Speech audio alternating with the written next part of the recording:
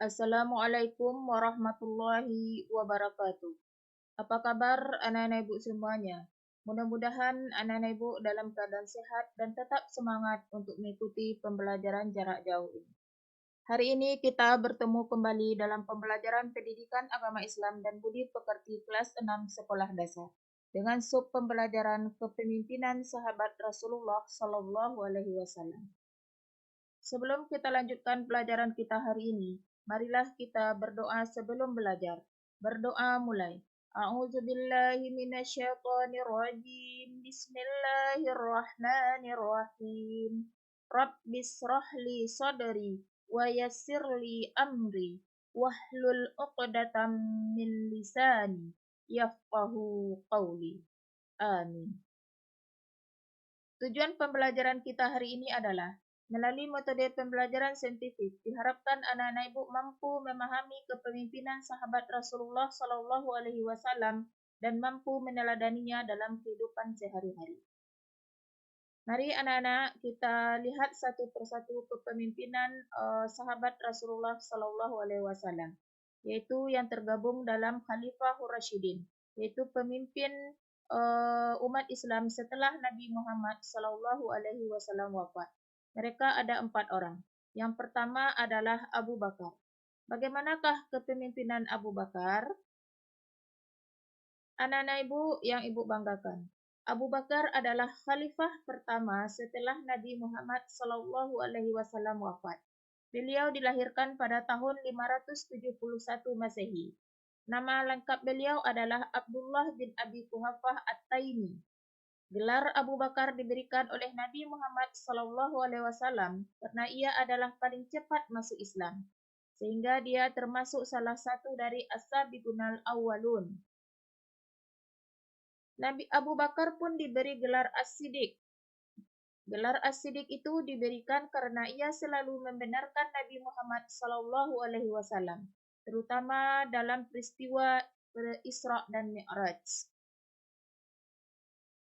Abu Bakar memimpin dari tahun 632 Masehi sampai dengan 634 Masehi. Abu Bakar senantiasa meneladani perilaku Nabi Muhammad Shallallahu Alaihi Wasallam. Dalam menentukan keputusan, beliau selalu mengajak para sahabat untuk bermusyawarah. Beliau sangat memperhatikan rakyatnya. Beliau selalu membantu rakyat yang kekurangan. Pernah suatu ketika datang kepada Abu Bakar seorang wanita kampung yang bernama Unaisar, dan dia berkata, "Hai Abu Bakar, apakah engkau masih dapat menolong kami memerah susu kambing seperti sebelum menjadi khalifah?" Apa jawab Abu Bakar? "Insya Allah aku akan tetap bersedia menolong kamu." Meskipun Abu Bakar sudah menjadi pemimpin negara, beliau tidak sombong dan masih mau memerah susu untuk rakyatnya di kampung. Perlu anak-anak ibu ketahui bahwa Abu Bakar ini sebelum dia diangkat menjadi khalifah, dia terbiasa untuk menolong penduduk kampungnya memerahkan susu kambing dengan gratis, tanpa mengharapkan imbalan sedikit pun. Untuk kesejahteraan rakyatnya, Abu Bakar mendirikan Baitul Mal, yaitu suatu lembaga yang mengurus kas dan keuangan negara. Jadi semua uang untuk urusan negara dimasukkan ke Baitul Mal. Nanti dari Baitul Mal inilah nanti disalurkan untuk kepentingan negara dan kesejahteraan rakyat. Sekarang kita akan membahas kepemimpinan Umar bin Khattab. Anak-anak ibu, ketahuilah Umar bin Khattab adalah khalifah kedua setelah Abu Bakar. Umar bin Khattab mempunyai nama lengkap Umar bin Khattab bin Abdul Uzza. Umar bin Khattab menjadi khalifah sejak tahun 634 Masehi sampai 644 Masehi. Umar bin Khattab adalah seorang yang pemberani, jujur, adil, tegas, bijaksana, dan bertanggung jawab terhadap rakyatnya. Beliau juga seorang pemimpin yang hidup sederhana dan suka bermusyawarah. Misalnya, suatu ketika Khalifah Umar bin Khattab menyuruh anaknya untuk mematikan lampu di dalam ruangan kantor Khalifah, karena lampu itu dibiayai oleh negara, sedangkan kedatangan anaknya untuk keperluan pribadi keluarganya. Khalifah Umar bin Khattab tak mau menggunakan fasilitas negara untuk kepentingan pribadi dan keluarganya, walaupun hanya sebatas cahaya lampu. Pada masa pemerintahannya, Umar bin Khattab dikenal sebagai pribadi yang sederhana dan bertanggung jawab. Sebagai contoh sikap tanggung jawab yang diperlihatkan Umar bin Khattab yaitu, pernah suatu saat beliau berkata ketika ia melihat kondisi jalan yang rusak, aku akan segera memperbaiki jalan itu. Sebab aku takut diminta pertanggungjawaban di hadapan Allah Subhanahu wa Ta'ala nanti. Hanya karena ada seekor unta yang terjungkal. Masih banyak lagi perilaku teladan yang patut kita contoh dari pribadi Khalifah Umar bin Khattab. Jasa Khalifah Umar bin Khattab yang sampai saat ini kita rasakan adalah penetapan kalender Hijriah atau penetapan tanggal 1 Muharram sebagai tahun baru Hijriah. Jadi anak-anak ibu, yang menetapkan kalender Hijriah itu adalah Umar bin Khattab pada masa pemerintahan atau kepemimpinan Umar bin Khattab. Sekarang kita akan membahas kepemimpinan Utsman bin Affan.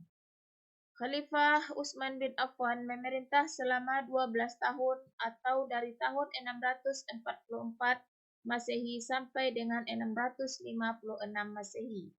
Beliau dikenal sebagai orang kaya dan dermawan.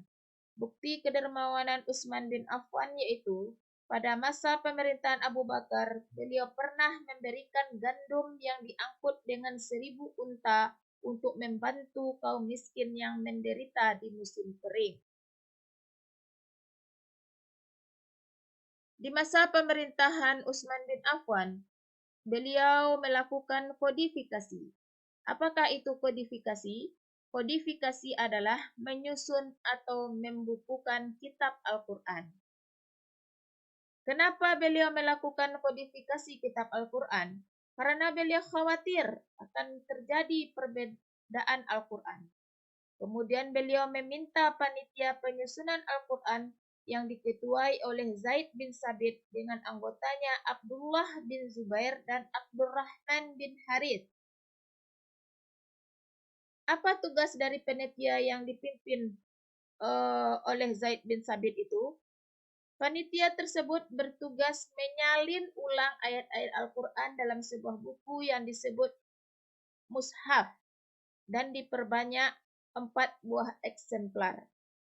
1 buah disimpan di Madinah yang disebut Mushaf Al-Imam atau Mushaf Utsmani. 4 buah lainnya dikirim ke Mekah, Suriah, Basrah, dan Kufah. Selain itu, Utsman bin Affan juga merenovasi Masjid Nabawi di kota Madinah dengan cara memperluas dan memperindah bentuknya.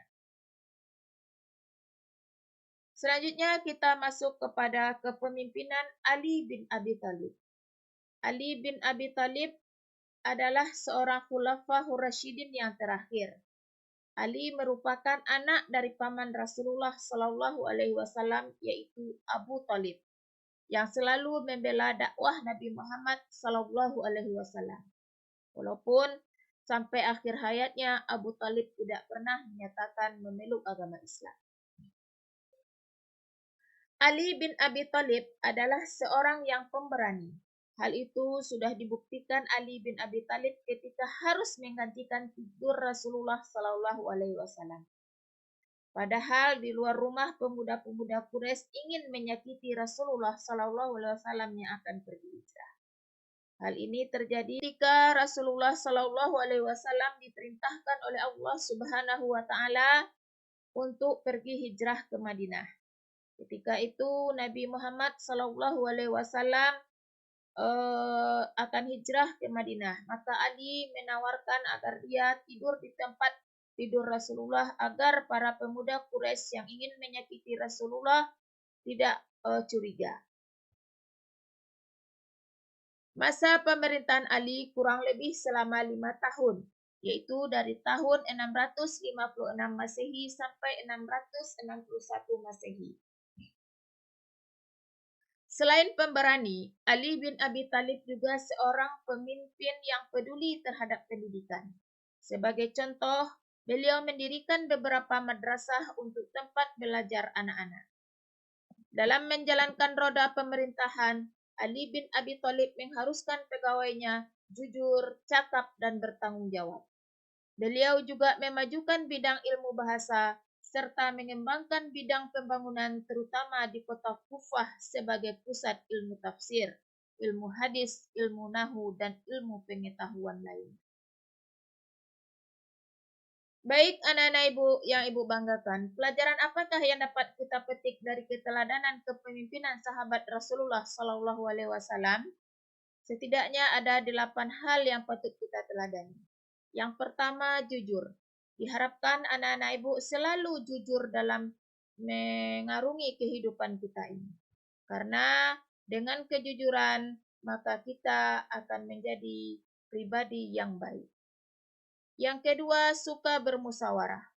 Alangkah baiknya kita dalam mengambil keputusan, baik dalam keluarga, sekolah, maupun masyarakat, diambil dengan cara bermusyawarah. Yang ketiga, rendah hati.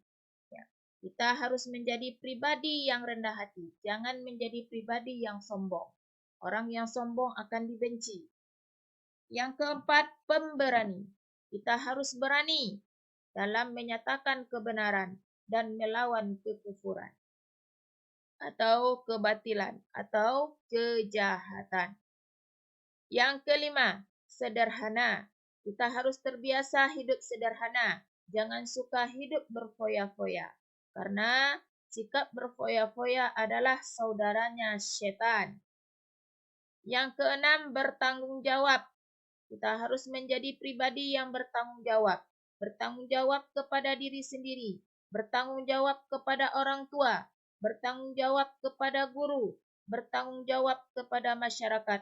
Dan yang tidak kalah pentingnya adalah bertanggung jawab kepada Allah Subhanahu wa Ta'ala. Yang ketujuh, dermawan. Apa itu dermawan? Dermawan adalah suka menyisihkan sebagian harta yang kita miliki untuk membantu orang yang membutuhkan. Jadi, dari kecil ini biasakanlah sikap dermawan dengan menyisihkan sedikit uang jajannya untuk berinfak atau memberikan sumbangan kepada fakir dan miskin. Kedelapan, peduli terhadap pendidikan. Ya, kita harus menjadi pribadi yang peduli terhadap pendidikan. Karena dengan pendidikan, maka kita akan menjadi orang yang sukses. Sukses dalam kehidupan dunia dan juga sukses dalam kehidupan akhirat. Baik anak-anak ibu yang ibu cintai. Sampai disinilah pelajaran kita hari ini. Mudah-mudahan anak-anak ibu bisa memahaminya. Tidak lupa ibu ucapkan terima kasih kepada orang tua yang selalu membimbing anaknya untuk belajar di rumah. Akhirnya ibu sudahi pelajaran kita hari ini dengan mengucapkan Alhamdulillahirabbil alamin. Assalamualaikum warahmatullahi wabarakatuh.